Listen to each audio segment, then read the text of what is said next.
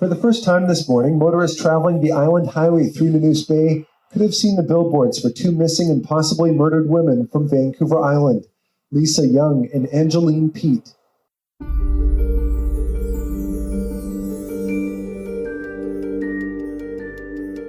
A giant billboard with Lisa's picture has just gone up on the island. Lisa's friends are fighting to keep her memory alive and her case active. They've been pushing for answers for almost 18 years. Where is Lisa? 15 years gone, and Lisa Marie Young's loved ones continue to ask the same question. Where is Lisa? The 21-year-old brunette vanished on June 30th, 2002, after leaving a party. RCMP have been... Lisa's mother, Joanne, organized a march for Lisa every year. Joanne Young never sought out the media spotlight, but that's where she found herself time and again as she tried to make sure the search for her missing daughter, Lisa Young, never faded from the public eye. On this day, she was feeling positive because the federal government had just announced a national inquiry into missing and murdered Indigenous women. It's about time, and I'm really hopeful that Trudeau will follow through. That was Joanne Young's last interview with Check News. And when Joanne dies, Lisa's family and friends carry on the yearly walks. Under grey Nanaimo skies, 16 years to the day that Lisa Marie Young vanished from this community, her family and friends are gathered to march and find justice for her. Her life stopped in that moment. Her family and friends, they stopped in that moment. And there is increased interest in Lisa's story as cases of murdered and missing Indigenous women are the subject of a national inquiry. Families of 29 murdered and missing women have traveled to this Port Alberni gymnasium from across the West Coast to share for the record what happened to their mothers, sisters, and daughters, and the lasting impact it's having on those left behind. I wonder if those responsible for what happened to Lisa are paying attention. Lisa's story isn't fading away.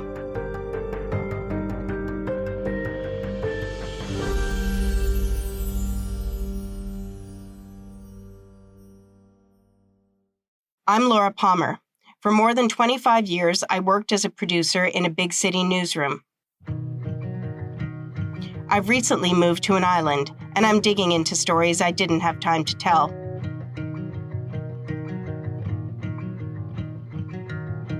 This is Season 1 of Island Crime, the case of Lisa Marie Young. Episode 5, A Tipster and an Outside Investigator. British Columbia has the highest number of missing adult reports in the country. The vast majority are resolved within a week. But after almost 18 years, Lisa is still missing. Here is the official word on Lisa Marie Young's disappearance as it appears on the RCMP's national website for Canada's missing persons. Lisa Marie Young was last seen in the early morning hours of June 30th, 2002. She went to a local bar and met some male acquaintances after the bar closed. She and her acquaintances accepted a ride from another man whom they had just met. Lisa Marie was last seen with the man in the vehicle heading to get some food. Her friends and family have not heard from her since, which is completely out of character. The billboards and the attention to Lisa's case online are working. People are still surfacing with information. David is one of those people. And a warning, the information David tells me is disturbing.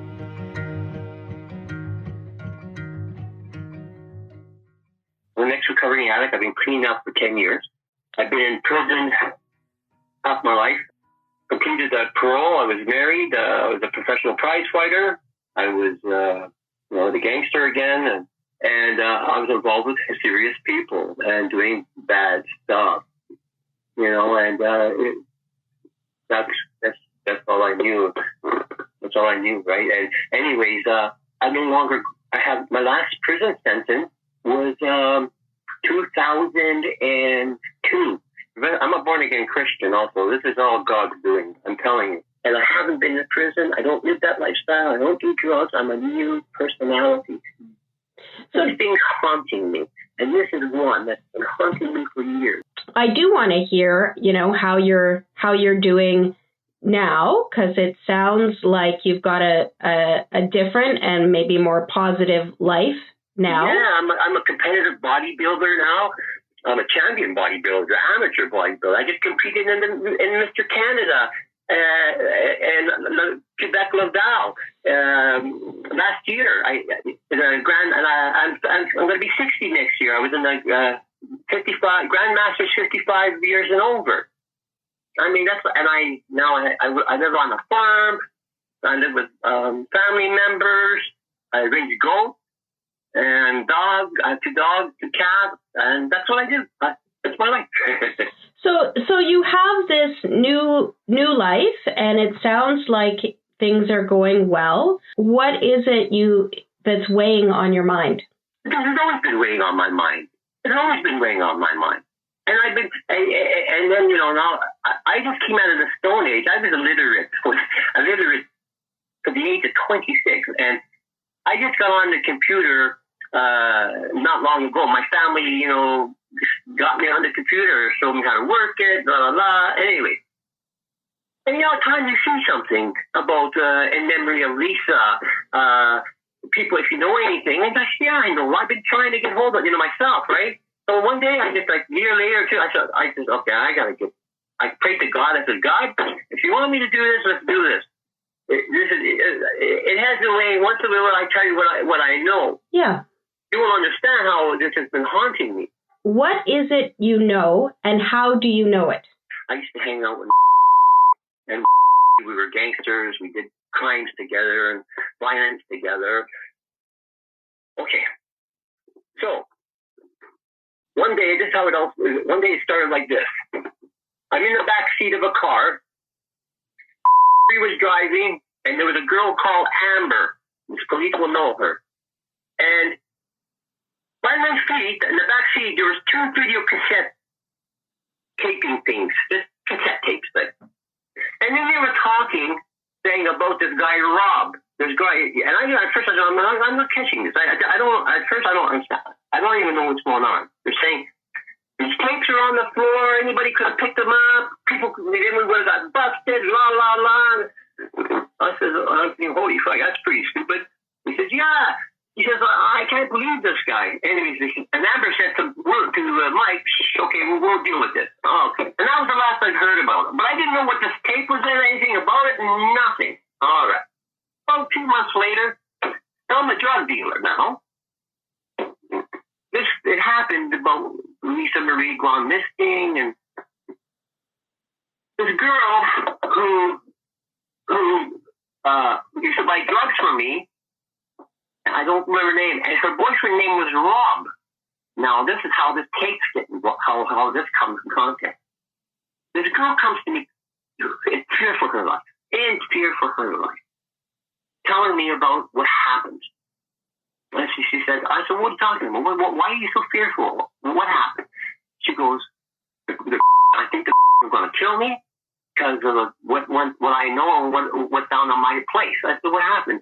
They had Lisa Marie at their house, and they were supposed to be doing a porno movie, like a snuff movie, but it was like to be like a bullshit one, not actually a real one. It was like a mock one. Went sour, supposedly went sour, and she got murdered. And then they took the body and they dropped it into the well. Rob, eventually, I grabbed Rob and I said, Rob, your girl's telling me this. What's going on here, buddy? And, he owns up to it. And he's telling me he's also fearful. He tells me what happened. And he says the same thing as she said. Did you just say that they said they put Lisa's body down a well?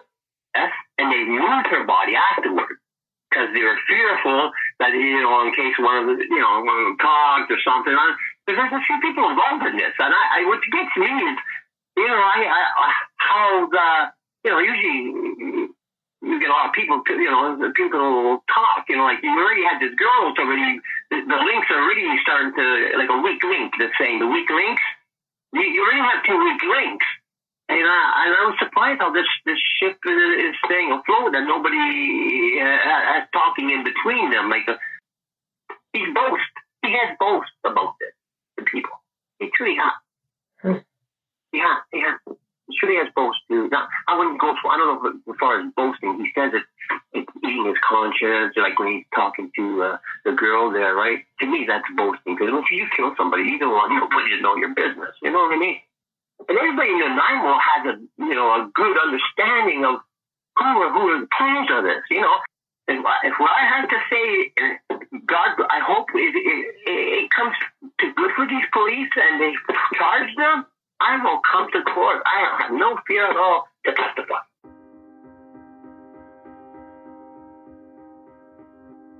Over the years, Lisa's parents, Don and Joanne, would get calls from people like David who claimed to have information about Lisa.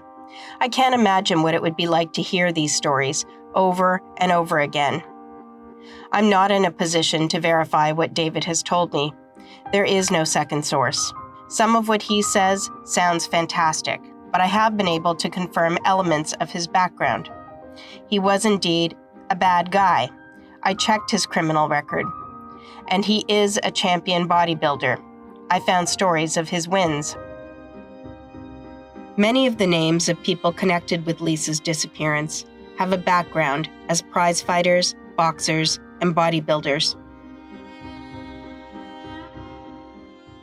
As I listen to David to try to assess his credibility, I'm reminded of another phone conversation I had many years ago.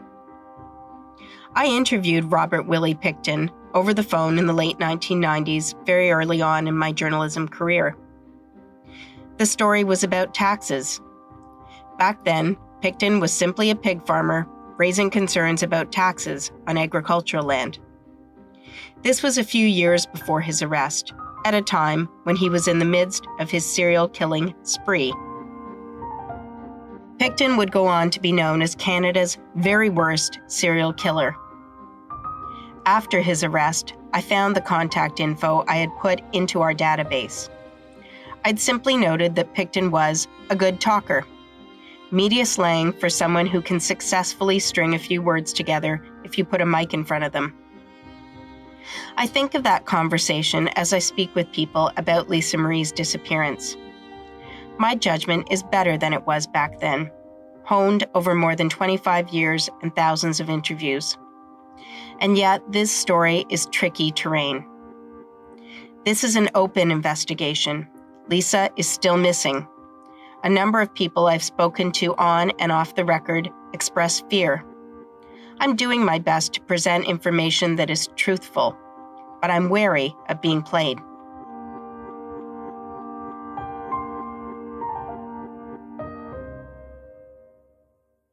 In the last episode, we talked about how time really is not on our side in this case.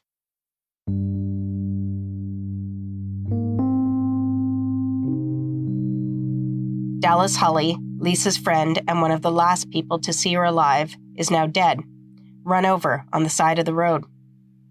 Lisa's mom, Joanne, a woman who carried on her own investigation and campaigned for justice, is dead now too. And just after I interviewed David, I learned from him that one of the characters he talked about, one of the brothers linked to Lisa's disappearance, has now died as well. And so I'm anxious for answers now. The police won't talk to me, but I'm eager to speak with someone who can bring an investigative perspective to Lisa's case. I reach out to local private detectives. One agrees to act as an informal soundboard for my questions for background only. I take him up on this offer. And I seek out others with relevant experience, people with investigative insights to offer. Recalling my interview with Robert Picton reminds me that a leading authority on missing women investigations is right here on my doorstep. Lorimer Shenher wrote a book about his experience on the Picton case. It's called Lonely Section of Hell, the botched investigation of a serial killer who almost got away. Lorimer is no longer a police officer. He's just begun work overseeing security at a local university. He agrees to speak with me about Lisa Marie's case from his home in Vancouver. My name is Lorimer Shenher. I'm a retired 27-year Vancouver police officer. I was a detective for 21 of those years. And my biggest, I guess, detective duties were around Vancouver's missing women. I was brought in initially to just look at 17 missing women's files that we had that all had seemed to be really similar in that they were women from the downtown east side, women struggling with addiction, working in the sex trade, some of them Indigenous, but not quite the same demographic as we've seen across the country, where the majority of missing women are Indigenous. We had about a third Indigenous women of my files that I had. And yeah, I worked on that case. My first week there, I got a tip on Robert Picton, who ended up being convicted of murdering 6 of our women. And I suppose really through that work, I think I became very painfully aware of the inadequacies of a lot of police investigations around missing people, and specifically missing women, and more specifically missing marginalized women, because I started to see that they definitely received a different level of service. And I think part of it was not so much because they were just dismissed out of hand, but that there were a lot of stereotypes that investigators held about people living in those kinds of circumstances, and those stereotypes really got in the way of a robust investigation. I briefly describe the facts of the case to Lorimer, and I ask him to place himself back in that time, back when Lisa has first gone missing. And then I ask him if the police response in those first early hours seems normal. But it wasn't, because I would submit that if it were a middle-class white girl, there would have been a lot more concern. And only because those detectives would have been formed the thoughts that was unusual for her. Whereas with a young Indigenous woman as their victim, or the missing person, in their minds they're thinking, maybe she's a drug user, maybe she's a drinker. We already know the circumstances. She's out, she's out partying or sort of social in social situations, and they would make all these little, finely tuned decisions about who she was and about her life that they would not even be conscious of. That would make them say, yeah, we can wait 4 days before we really jump on this. And they wouldn't do that, I would submit, with a young white woman. It's normal, but it's not normal. It shouldn't be the way that they're handled, but often I think it's the normal progression of this victim stereotyping that you see happening. And so they're sort of almost like lower priority missing person cases, because they think that there are aspects of that person's life that make them makes their disappearance a little less valid, makes them think that they're not, quote unquote, really missing, which I heard a million times in my investigation. Well, is she really missing? Because there'd be, again, these stereotypes, these stereotypical ideas that maybe, women in the downtown east side or Indigenous women who maybe like to go out with their friends a lot and maybe have a few drinks, but somehow they don't want it found. Just some kind of, a little bender that he's going to return from, and that often leads to pretty bad consequences. Joanne, that's Lisa's mom, was so worried that that the police specifically would not pay as much attention, or worse, or assume that Lisa Marie was a prostitute, that really she tried to downplay Lisa Marie's Indigenous background. I mean, is that, like, when you hear that, does that sound like, was it really that much of a factor? I can't imagine a mom having to think about that when she's talking to police. No, that would be absolutely common practice among Indigenous mothers reporting their daughters. I've heard it time and time and time and time again. When talking with them, they know full well, and it's not just, it's a little bit anecdotal among them when they're talking to each other, but they know full well. It's the same way, I think when Black people are talking about how to interact with the police if they get stopped by the police, and it's just, this is what you need to do to be safe. And I think for Indigenous moms, this is what they need to do in order for their, hopefully, to get their daughters' cases taken a little bit more seriously. Yeah, it's absolutely true, and it's horrifying when I think the National Inquiry is a good example. Like when you look at some of the details of those stories, this theme comes up time and time and time again. The story kind of hits the papers, I'm going to say about 4 or 5 days afterwards. And in the first story, the police are quoted as saying, they have no reason to suspect foul play. What would make police suspect something had gone wrong? I found it a curious thing to read in that first report. And so what would they have had to have heard to make them think something had gone wrong? Well, I can't speak for them because I can't put myself in that mindset, but to me, hearing that, for them to say that, it seems ridiculous, because to me, the only thing I would need to hear as that investigator is that she was last spoken to in a car with somebody holding her against her will. And the fact that we haven't found her, and those were her last, interactions with someone who knew her, to me, that's more than enough to, I've always worked on the assumption that you rule things out before you do nothing. You have to rule out whether, it's easy, super easy if you investigate it hard and you go at it hard, and sure enough, you find that she's hiding out with a new boyfriend, someone who didn't want to be found. Great. Best case scenario, everybody's happy, she's safe. But short of that, you have to assume this is serious. And I think when someone's telling a friend that she's in a car, not being allowed to leave, to me that just screams suspicious circumstances in combination with the fact that she's missing. I don't know what those police would have needed to think it was suspicious, but I personally would not have felt that you need anything more than that. As I begin listening back to my conversation, I think about those early days of the police investigation, and I wonder, when did Dallas Hulley tell the police about the calls he had from Lisa Marie? Lisa's father, Don, says he recalls hearing that in the day or two after Lisa was gone.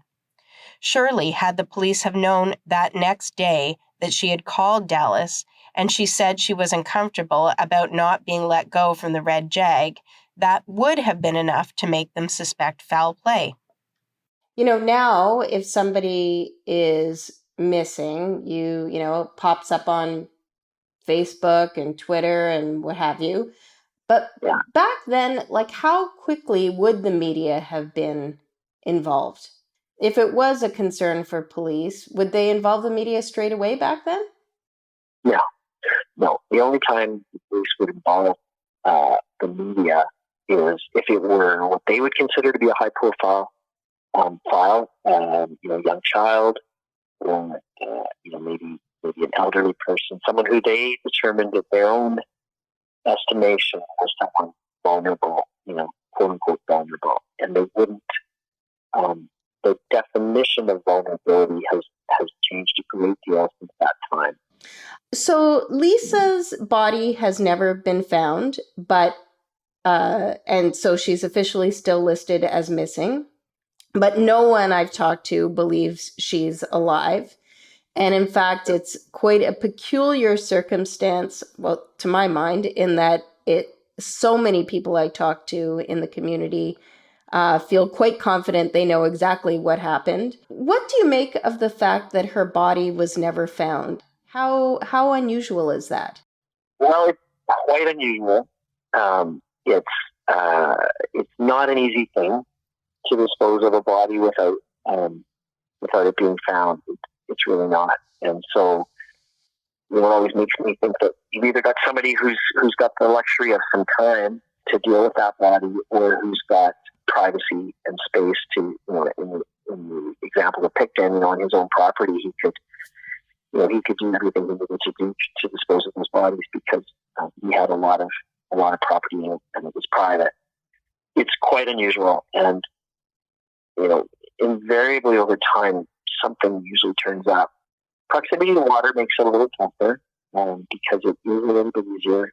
When you live somewhere near the ocean or near a large body of water, there's some other ways you can deal with that. Unfortunately, over time, with decomposition and critters in the water and things like that, it does make it really tough. But even then, there's have actually a really good unidentified human remains section that they've developed basically since I was working there on the missing women starting back in '98, and they're taking the smallest fragment, human fragment that they might find, the tip of a pinky finger or whatever they find, and they catalog it and they hang on to it. If circumstances come up where they can match that against known DNA from a missing person, then they will, and they've had a lot of success with that.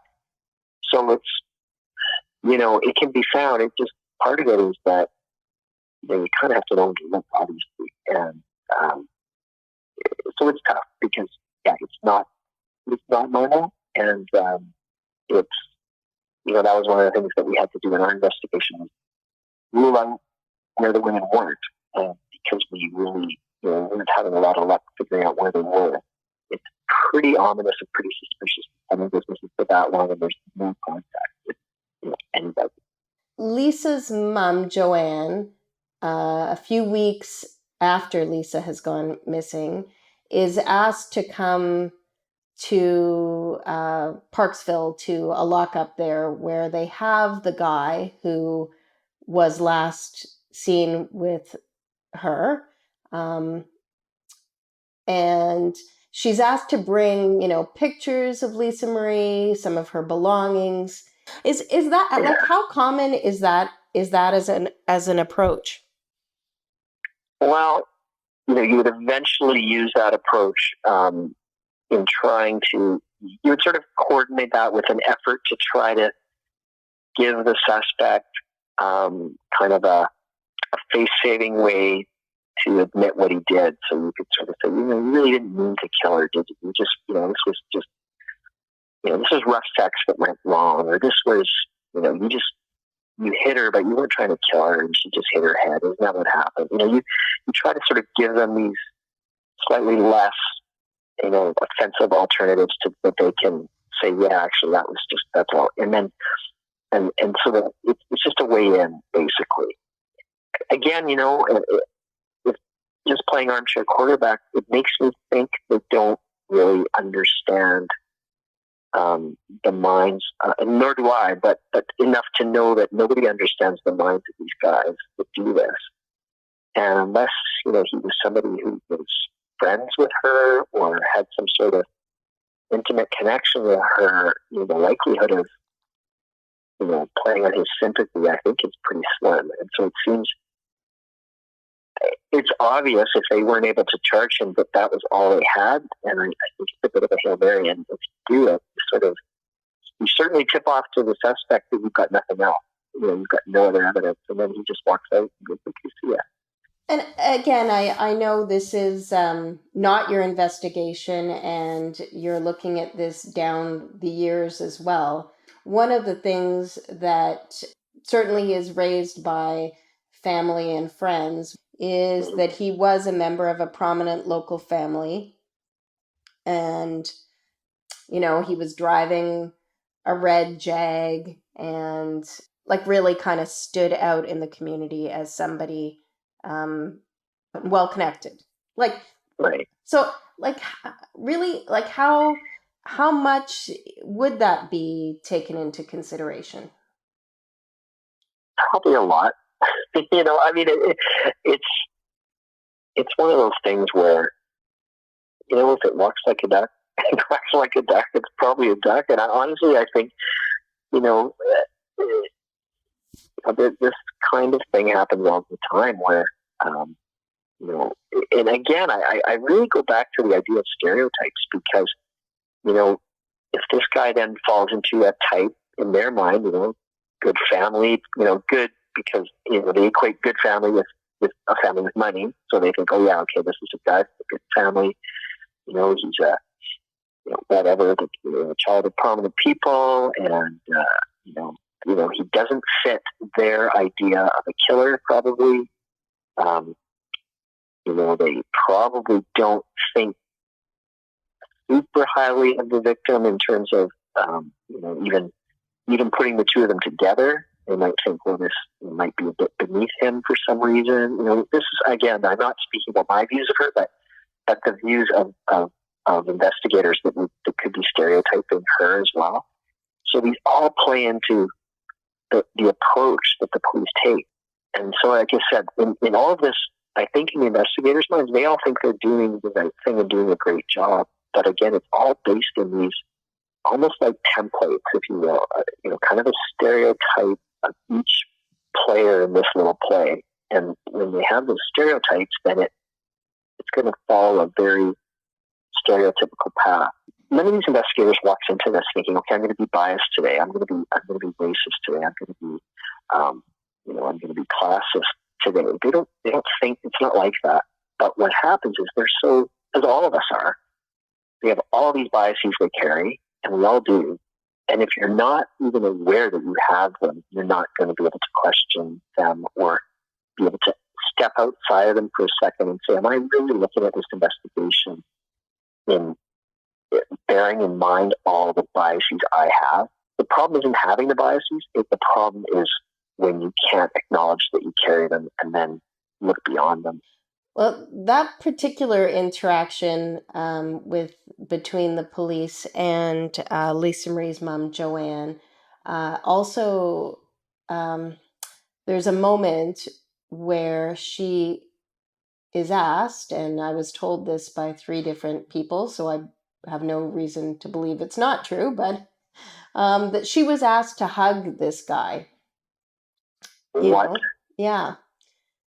Yeah. Yeah, again, I can't imagine a universe in which they would make, you know, a Caucasian mother of a Caucasian victim do that. I can't imagine. Like, I can't imagine. Or, like I said, or something, unless we're a very large, you know, very, somebody with some status at all, you know, someone who wasn't marginalized in some way. They would never do that. And they wouldn't think about it. They wouldn't even probably be able to articulate, well, why did you do it with this person, but you know, not with this person? That's unfortunately unsurprising to me that you tell me that happened, but it's still horrifying. At any rate, no charges were ever laid. And then, you know, there's a suggestion that there were others involved at these other parties, and that's where you kind of get into rumorville and speculation, because none of that anyone has ever had firsthand knowledge of. Can I comment on something about that? Yeah. If it's okay, because that's really interesting to me too, because I think that really speaks to an inadequacy in the RCMP in their investigation strategies, because the same thing happened with Picton. It was quite clear pretty early on, you know, after he was arrested and we had wiretap up and lots of stuff was coming out about his involvement, and I had always suspected there were others involved in that too. And I think the RCMP felt like that was possible as well. And then they started to see some indications of that as the case was kind of developing. But there was a point where they made a choice, and I don't know if it was a conscious choice or not, but they decided they were going to just focus on Picton, and that they were going to try to bring all these potential co-accused, try to bring them on side as witnesses against Picton. But in doing that, they threatened them all with being charged potentially as co-accused if they didn't cooperate. They said, basically, you need to testify. Tell us everything you know about the victim, or we're going to charge you too. And almost universally, they all just said to the RCMP, screw you guys. I'm not saying anything. And I go ahead and charge me. You don't have anything on me. Because they knew they had nothing. They all called their bluff. And so ultimately, when the trial came, half of those people didn't even get called to testify in any way. And they didn't get charged with being accessories or being co-accused. And I don't believe the RCMP actually even had the resources to investigate the conspiracy part of that case that I believe actually exists. And so you have to wonder if this isn't the same, where they just decided to focus on, they get this tunnel vision on one guy, and they don't really pay a lot of attention to maybe some of the indicators that there are others involved, or maybe even real people telling them, look, there's other people involved here. It's too complicated for them to be able to manage. So they just don't. They just say, nope, we're just going to go at this guy, and then, if that guy's not your guy, then they have nothing. I think it's not so much they want to blow off a case. I think they actually sometimes just don't know what to do. The people who, and there's like many who believe they know what happened, all seem to say the same thing, which is, there's a party and there's some very bad people at that party, guys who have lengthy criminal records, two particular brothers. A part of me just wants to believe it's simply that there was never a body found and that it's just been impossible to charge anybody without the body. But I don't know. That was 2002, right? Yes. Yeah. So, even 99, 2000, one of the VPD homicide detectives was actually able to get a conviction on a gang case where they never had a body, and just through DNA, right? And it was starting to become possible then. This whole notion that I bumped up against a lot, basically no body, no crime, was starting to change. It was starting to slowly change. It's funny, well, not funny, but speaking with the families and the friends, they're all so reluctant to openly criticize the police because that's their only connection, and the families you talk to, I'm imagining in the Picton case, must have gone through similar kind of feelings. Like, if you're not satisfied with an investigation, what do you do? Yeah, who do you want to? Because, and this has always been my frustration, as I've said it a million times, that even in policing, there's lots of policy and there's lots of procedure in policing, but there's no policy that says, hey, do your damn job, or apply, the same rigor to your job for everybody. Virtually every person I've talked to in Nanaimo, they all say the same story, and they all, believe it. That is so familiar. I have to tell you, so my book came out in 2015, and so I've been toured with it. I still speak quite a bit about it, and almost everywhere I've spoken about it publicly, someone's always come up to me and has had some connection with Lorimer or some connection with that farm. And they've said, I knew somebody who used to live there, or I used to live there, I grew up there, and yada. They've all had some little tidbit to tell me that helps to confirm some of my theories around some of the things that were going on out there that never saw the light of day. And I suspect, your case sounds exactly like it. Lorimer Shenher is right. There are people on the island who know something. It just takes one of them to come forward and do the right thing. I think about Lisa's father, Don. He is in his early 60s, caring for an adult son, hoping to retire, considering a move. I think about Lisa's grandparents. They have all waited too long for answers. Coming up in episode 6, the former white-collar crime fighter who has taken a special interest in Lisa's case. I know who the killers are. I know who was involved. And numerous people, many others in Nanaimo, know who's involved and who took Lisa from them, yet nothing has happened. And you know, to a normal citizen, you kind of think, well, of course, you know, you can't get away with murder, but you can get away, and people do get away with murder, and in this case, they are getting away with murder. I'm Laura Palmer, and this is Island Crime.